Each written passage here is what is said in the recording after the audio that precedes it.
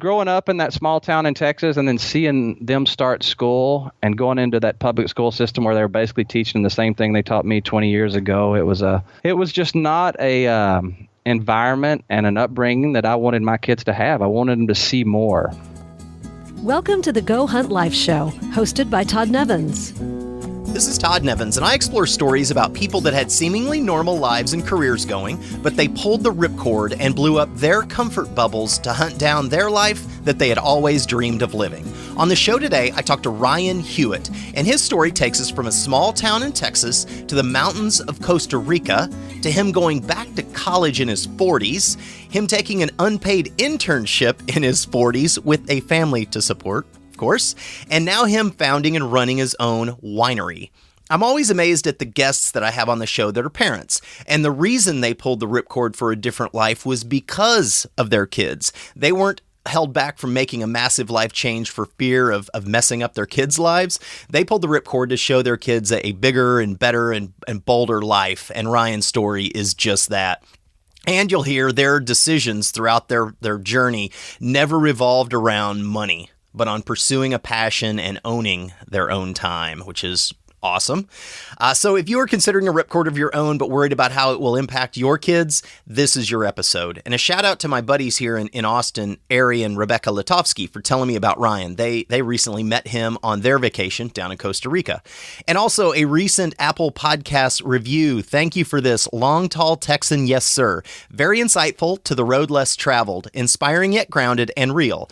Host seems to really care and exudes his own passion for bold moves. Strongly recommend. Thank you for that review, and please keep them coming. It helps the show rank on the Apple Podcast app. And if you want to check out more stories, go to gohuntlife.com. And soon to be videos. My wife Allison and I are pulling the ripcord here in Austin, and we are moving to and road tripping across Mexico, and we're filming our adventures along the way, so I'll be posting those up. And you can also pick up a Go Hunt Life trucker hat on gohuntlife.com, which is pretty cool. And now my conversation with Ryan Huett starts right after a word from our sponsor. This episode is sponsored by PrintDirtCheap.com. Jeff Chrisman, the founder of Print Dirt Cheap, started his business the way most companies begin, with grit, determination, and a vision. And now, a decade later, he's built his company into an online printing powerhouse. If I've handed you a business card in the last 4 years, it was printed by Print Dirt Cheap. And the decals all over my laptop, they printed those too. They print and ship over 30 categories of printing products, from business cards and decals to banners, company letterhead, restaurant menus, and a ton of direct mail pieces. And they have just rolled out an entirely new website, ensuring that your online user experience to place an order is simple and fast. And when you place that order, use promo code LifeHunter for $10 off. And Jeff has just launched Success Hackers, which is a global group of tenacious entrepreneurs that share the latest tips, tools, and hacks into growing a business. Check it out at facebook.com/Success Hackers. Ryan, thank you for jumping on the show today. Thanks for having me, man. Where are you located in the world? And if you were to walk outside, describe what you would see. Well, if it had been 3 days ago, it'd be a little more exciting because I just got back from spending a couple of months in Costa Rica. So walking out would have been to a 20-foot waterfall off the front porch that kind of dove under the house. Oh, my But I did God. just land, yeah. I just did land back in Oregon a few days ago, which is kind of what we do now is split time. More time in Oregon for sure because I'm immersed in the wine business here. But here it's beautiful. It's green. It's February, and you walk outside, and it's green. Nice. How old are you? Are you married, and do you have kids? I am 46 years old. I am married. I've been married, well, it'll be 23 years this year. And 2 boys, 22 and 19. What is your profession and primary ways that you earn a living? So currently, that consists mainly of 2 things. One is the properties we have in Costa Rica. We have several lodges down there, a little eco-resort kind of set up. So we lease those on VRBO, Airbnb booking. And the second one, which is newer, is the wine business. So when we moved back up here in 12, I went back to college and got degrees in viticulture and enology. Started as an intern that quickly turned into a winemaker, and then that quickly turned into me starting my own brands. So I have 2 wine labels that I produce here in Oregon. So that this is year 4, I guess. So, and this is really the first year that starting to see some profits, which is actually really fast in the wine business. Oh my gosh. To turn around in about 3 years. Yeah. Well, when I was researching you, normally when I have a guest on the show, they have like one big ripcord moment in their life and it completely changes their trajectory. Some people have 2. I don't know how many you have. You have a bunch. So you've just highlighted a couple of them, but take me back to before you made the decision to move to Costa Rica. When was that? Where were you living and what were you doing? Okay, so we were living in a little town in central Texas, Comanche, Texas, which actually not a little south of Austin, where you're at now. And actually, my minor ripcord, I guess, I had an opportunity back in '04. I've always been into real estate. Had a family-owned real estate business in that little town of Comanche. But a friend of mine worked catastrophe insurance adjusting, and a bunch of storms hit Florida, and he's like, if you want to come out here, the money's really good. It's $5,000 to $10,000 a day. And the boys were actually in school. And I just looked at my wife and I said, do you want to go? We can pull them out of school tomorrow. So we took off and went to Florida. And that turned into hurricanes just kept coming that year. So we made a big chunk of cash in '04. And that kind of spurred that facilitated having enough money to make the leap to go to Costa Rica. I'd probably had it on my mind ever since the kids were born. Why? Because growing up in that small town in Texas and then seeing them start school and going into that public school system where they were basically teaching the same thing they taught me 20 years ago, it was just not a environment and an upbringing that I wanted my kids to have. I wanted them to see more.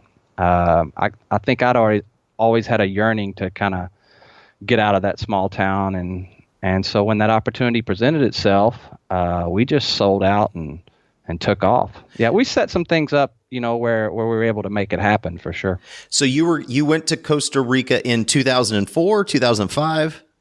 We actually started going down a little bit before that, but we were kind of going down, spending a month or two, and then I bought a property and started building, but we kind of went permanently, I would say, in '04. Yeah. You could have easily just taken the kids from small town Texas to big city, Houston, Austin, Dallas. Why the drastic change to a completely different country, culture, environment, everything? Going to big city from small town sounded even worse to me at the time. Okay. I think it was about seeing a different culture. I think in the end, travel is the very best teacher of all. So I wanted them to have that. And also, my degree was in Spanish. I speak fluent Spanish. Always had an affinity for the culture. And I wanted a place that was shockingly beautiful, which Costa Rica is. It's a country that has more area and national park per percentage than anywhere else on the planet. So it's just a very environmentally friendly and beautiful place, and I think that factored into wanting to go down there as well. And you had the money as a cushion to go down there and then figure something out. You describe when you go all in and you land in '04 and you're permanently there. Like, what was your plan, and did you want to make money down there? I would say that money's never been my primary motivation. I think owning my time and choosing an existence that I thought was cool for our family was more of the motivation. But in order to facilitate that, you do have to have some money. And we actually didn't have a lot when we went. But what we did do was I started in that same year back in '04, I started an online real estate company called Buy Safe Costa Rica.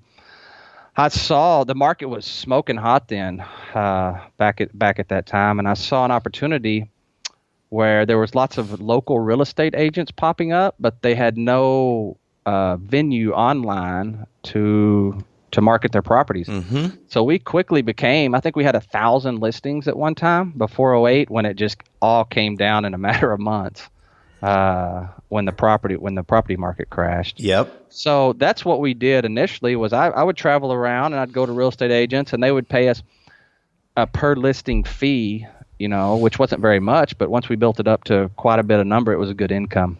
So you weren't selling real estate. You just had the online platform to attract clients and drive them to these people. Yeah, and we either charged a per listing or we had some deals where we worked percentages in the event that the property sold. In '08, everything came tumbling down in the United Boy, did it. States. And so what happened? It was amplified in Costa Rica. I mean, it was much worse there than it was here even, because what was happening was fairly wealthy people were buying second homes and lots, $200,000 beach lots and $500,000 second homes, but those same people were trying to hold on to their homes here. So the market came tumbling down in a hurry. Fortunately, we had made a little bit of money and we'd built a couple of homes down there. So we got real small. It was probably my favorite time of all. That was when we moved from the city we were in where the boys were going to a bilingual school. We moved up into the mountains where we had 2 cabins at the time. And we just went off the grid, basically. I mean, we had power and water when I say off the grid, but we did have a greenhouse where we raised most of our vegetables and fruits. We had trout ponds with trout. We had chickens for eggs. So we were living on, I would say, less than $1,000 a month, and probably my happiest time of all, to be honest with you. Wow. Why did you change that, and what happened for you to change it? Well, I think when the market crashed and I realized that income that we were producing was gone, that we had to get small. How long did you live small? How many years were you in that kind of a situation where you were more or less off the grid and self-sufficient? How long did you do that? Well, from when the market crashed, '08, until about 2012, till we came back to the States. And it's ironic because, as I mentioned, we pretty much left the country for our kids to give them a different life. And then we came back for them, too. They were getting close to college age and needed to find their own path. And Costa Rica doesn't really offer that so much. So we came back to the States for that same reason. And then Tammy and I just decided that, instead of pursuing money, which we'd done initially, prior to Costa Rica, that we would pursue passion. And for me, that happened to be getting into winemaking. And for her, that happened to be going back to nursing school. And she's a hospice nurse now, is what my wife does, yeah. Interesting. So in your background, it states that you had kind of a light bulb moment sitting on a mountain in Costa Rica when there were other winemakers that were down there opening a vineyard. What am I right? Yeah, no. So about in 11, when we were realizing that we would have to eventually come back to the States for the boys to go to college or do whatever they wanted to do. I guess I was terrified because I was pretty happy where I was at. I'd really adjusted to this less noisy, simple, sustainable, healthier kind of way of living. But I was always kind of into wine. I enjoyed it just as a consumer. And then some guys from California, some investors and a wine consultant came in about 10 miles from our property up in the cloud forest and planted the first 25 acres of vinifera wine grapes. And I drove over and saw them doing that, and it just, something was like, this is what I want to do, And at the time, it was really more about, I want to learn to do all this because I'm going to come back here and do it. Because these guys there's never really been quality wine produced in Costa Rica. So that it was fascinating to me that they were going to pioneer this, that they were going to come into, and these the soils are some of the best in the world. They're the ones that produce some of the best coffee in the world, some of the volcanic soils. So that was kind of the deal where I'm like, all right, if I'm going back, then I'm going to find a place I can go and get educated in that regard, and then go to work and start this process and make it happen. And I gave myself kind of a 5-year timetable, which it's really, talking to you and looking back, I'm hitting that 5 years, and I'm maybe past where I thought I would be even. So you come back in 2012. Is there a reverse culture shock? What was your first, you'd come back and forth visiting, but when you moved back, what was your first moment of, oh man, we are back in America? Probably when I landed at the airport. Yeah, it was horrifying. I had a tough time adjusting initially because when you move to, you've done that. You move to another country where you shed all the noise and the expectations of kind of go here. So it was difficult, but it is, if you know that, which I did, from living here prior, it doesn't take long to kind of fall back into that mindset of, let's build something. But my approach was completely different. I was like, how fast can I get this done? I'm passionate about this. I want to make it happen, but in the end, I knew that we would split time between here and Costa Rica. So I'm 46 now, and by 50, I want to be completely done and be able to split time. If I want to hop on a plane tomorrow, which I guess I could do that now for that matter, and go to Costa Rica, then that's what we'll do. So yeah, that was kind of the plan with building up the lodges. I just got back from building the fourth one, and they're really a great passive retirement income. You were raised in the United States, so you coming back, I would assume you were able to sink in a little bit easier. What about the kids? They grew up in Costa Rica for the most part. How did they get back into American life? Faster, actually, because they're kids, man. And kids adapt. They do, and it was exciting for them because if you've lived in Costa Rica without all the amenities and the high-speed internet and all those things, especially my oldest, who's a techie, he was happy to be here for that matter. My youngest, he's geared a little bit more like I was, so he had some adjustment period. But no, I think it was much easier for them than it was for Tammy and I, for sure. Well, all right, let's get to ripcord number whatever we're on, 2, 3, 4. You go back to college at age 42. To earn a viticulture and enology degrees at the Northwest Wine Studies. How is it going back to college at 42? I loved it, man, because I think there's always expectations, here when you're 18 or 19 to go off to college, and people are saying choose what you want to be or do. And who knows that? Nobody. No one. But the culture tends to push us in that direction. So it was completely different because I had enough self-awareness that I chose this. So I was excited about it. I don't think I ever made less than an A. I was 4.0, and I wasn't even trying that hard. It was just the excitement of being there. I was sitting in a classroom with a bunch of 20-something-year-olds, and that was actually really nice. The energy of the younger people was great to be around. So yeah, I spent that first couple of years getting both those associate's degrees, and then right at the end of that, I took an internship at one of the older wineries here in the state. Was it paid? Yeah, it was paid. Yeah, right. It was minimum wage, but it was paid. And prior to that, while I was going to school, the main shock I had coming back from Costa Rica is I couldn't remember how to create, from an entrepreneurial sense. I'd basically left all that behind in those 3 or 4 years of tending to the garden and raising trout. So it took me a little while. And initially I took a job at the landscape company while I was going to school mowing yards. So less than 4 years ago, I was mowing yards. Oh my gosh. Minimum wage. Yeah. How did that help you get into your entrepreneurial mindset? I knew that if I continue to focus on the goal of building, the wine brands, I say I knew. I just felt like I had enough confidence in myself that I could build this if I just stuck with it. And then a lot of luck. The internship turned out to be the perfect opportunity because the room for growth was the business was not in the best shape, and I brought a skill set in addition to winemaking that helped stabilize that business with the owner. So I quickly went from intern. Within 10 months, I was the head winemaker at this facility.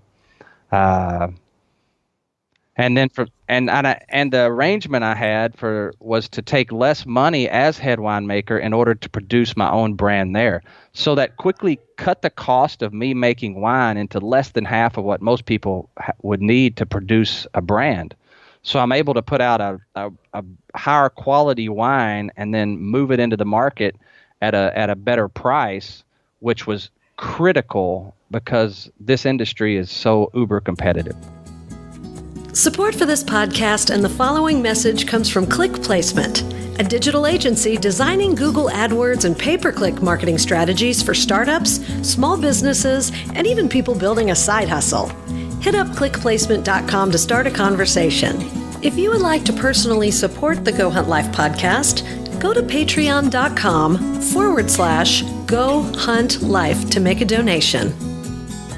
Tell me about starting the company and tell me about the industry. You don't own the land. You don't own the grapes and the vines, right? You're buying that and then making your own wine with it. Is that how it's working? That's right. I source from farmers. We were talking about the turnaround on a wine business. If you actually want to start a vineyard and plant and a winery, you're looking at 10 years before you have any profit. Yeah. Because you've got 4 years before you have a first crop typically that's viable. That's just the way grapes work. And then you've got a couple of years in barrel, and then you've got getting it to market. So no, my model was, how do I own nothing and still put out quality wine? And that's kind of what I've done. And it's also why the original brand I started was Rayleigh, which was a more affordable, better priced label. And it's taken off like a rocket. I've actually handed it over to a distributor, so I'm not out selling it myself. And then year 2, I started the Huett line, which is a higher end product that I market and sell myself. All right. You are clearly into wine. You said you have been. I've made beer before, and my buddies would joke with me saying, man, it looks like a lot easier to drink beer than it is to make beer. And I'm sure that that's the same on the wine side as well. What keeps you going? Like, what are you aiming at or reaching for with developing this business? You know, I'm pretty much there. I don't have any desire to grow it into a 10,000. I make about 1,500 to 2,000 cases a year between the two brands. And I really have no desire to grow it any more than that, because I'm extremely vertical in everything I do, meaning that I handle most of it. You know, I don't have any full-time employees. I don't have all the headache that goes along with that. And I know I could grow it into 10, 20,000 cases if that's what I want to do, but what comes along with that does not appeal to me at all. So I've grown the brand to size-wise that I'm really happy with. And Rayleigh has become so popular regionally that the distributor, so basically you can go out in Oregon and sell the wine yourself at wholesale, but of course you're going to the stores, you're delivering. Or you can have a distributor pick it up, which you take a little less money for the wine, and they just go to the warehouse and pick it up and write you a check.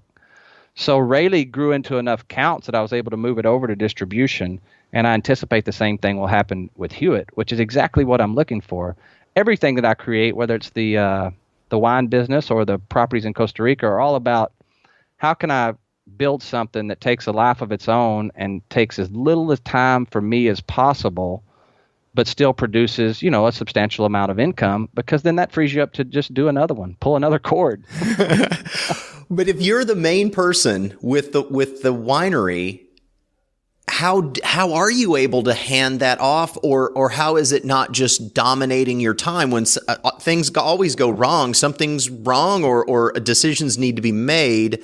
Yeah. How are you not consumed with that constantly? Here's the secret. With winemakers is that we only work hard about 6 weeks out of the year. Okay. That sounds pretty good. That's harvest. So when the grapes are being harvested and you're actually going through the process of fermenting the grapes and moving them into barrel, and also bottling later in the year.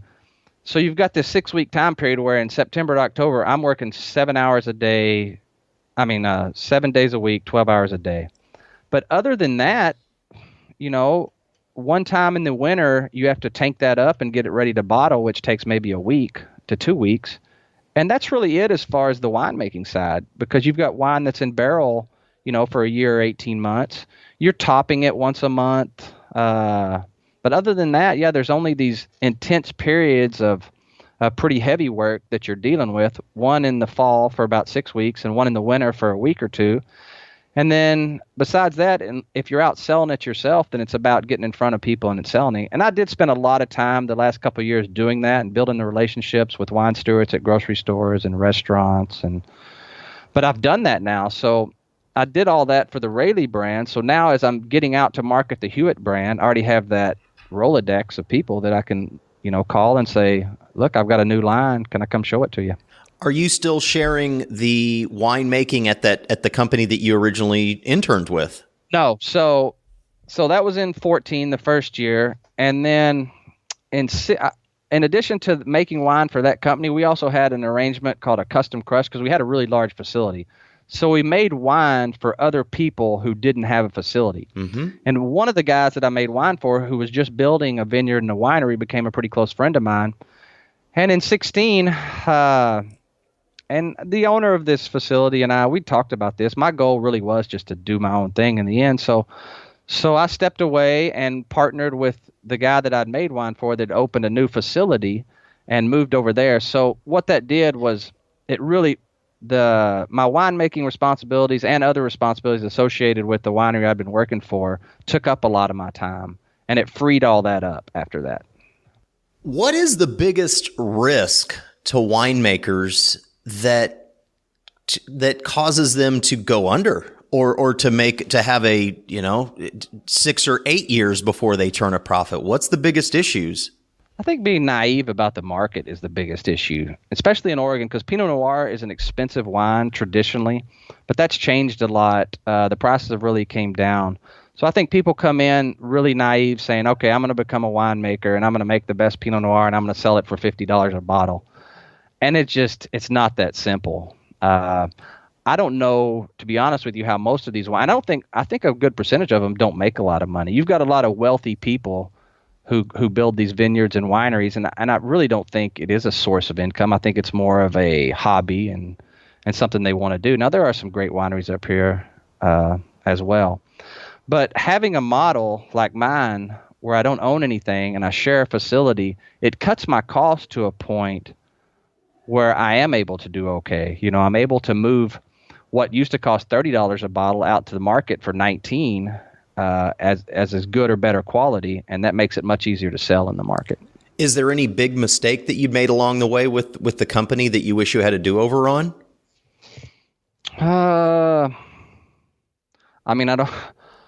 I guess I can't think of one, which is a good thing, I guess. But like I mentioned earlier, I'm probably farther along than I thought I would be. So I'm sure if I thought about it, I could come up with something that I'd want to do a little bit different. But everything's worked out in a really positive way up to this point, for sure.